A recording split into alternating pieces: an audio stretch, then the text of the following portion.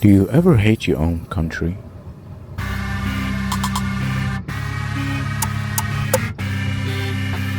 The nationalism that was engraved in us since a young age conditioned us to be ready to die for our country.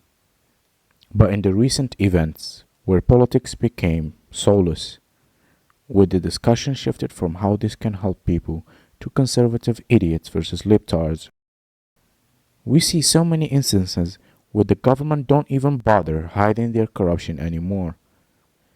And you want me to enlist in the military, sent to fight, kill people, and even get killed because some politicians said so? Why should I? Some will respond with, aren't you going to fight to protect your own people? Yes, not out of the love for the government, but out of the need to protect my people. It's like pretending to love your toxic wife for your kids. But what if greedy politicians mouth watering over another's land resources to make themselves more richer than they already are, acting like parasites, moving from one host to another? And you want me to fight for that?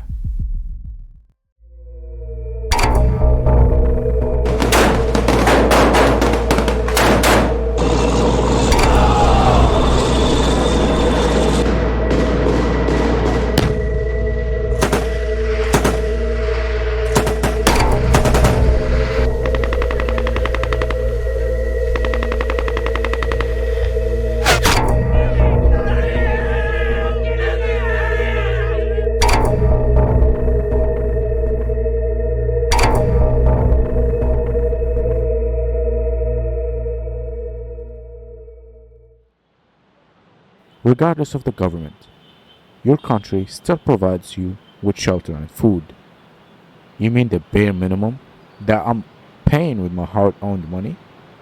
The food provided because of the government's smallest efforts, and they can definitely do more and make the price cheaper if they don't pocket the taxes payer money. And it's not a strong argument because even ecosystems can exist in rebels. And don't get me started with the housing. You can't own a house anymore. It's all owned by the rich and powerful, leaving the poor with no place to call home and still have the audacity to raise the rent. Landlords are truly the worst creatures. Your country is your homeland and you have to accept your home.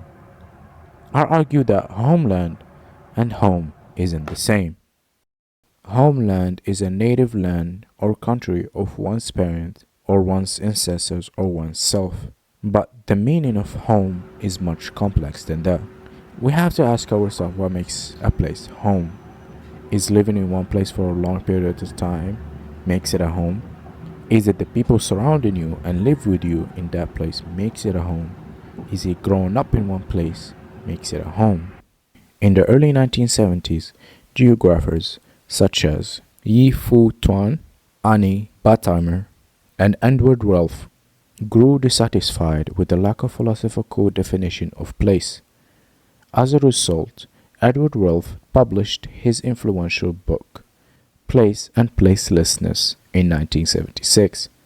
Relph starts his book with a review of space and its relationship to place. He argues that space is not a void or kind of container that holds places, but space must be understood through how people experience it. And in the book, he introduces two important concepts, which are insideness and outsideness. When a person feels annihilated and detached from a place, it represents existential outsideness. On the other hand, the deep and self-conscious immersion in a place is called existential insideness. In an individual's life will go back and forth between those stages. Since a young age, I felt out of place when I'm in my country. Things like corruption, the lies, the dismissal of living conditions caused by their theft made me feel detached. Not only the governments, but the people too. Their ignorance kills the pride of belonging in me. For an instance, if you are in a riot and you are mad about what the government did, why would you damage your fellow citizens' property? That never made sense to me. But what about your heritage? What about your nationalism? Are you going to give up on them? I won't deny my heritage and my nationality. It's a core characteristic of my identity, but not the whole thing. I realize people are too prideful about where they're from.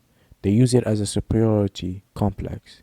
It blinds them from seeing that we're all humans, and our heritage and our culture is meant to be shared.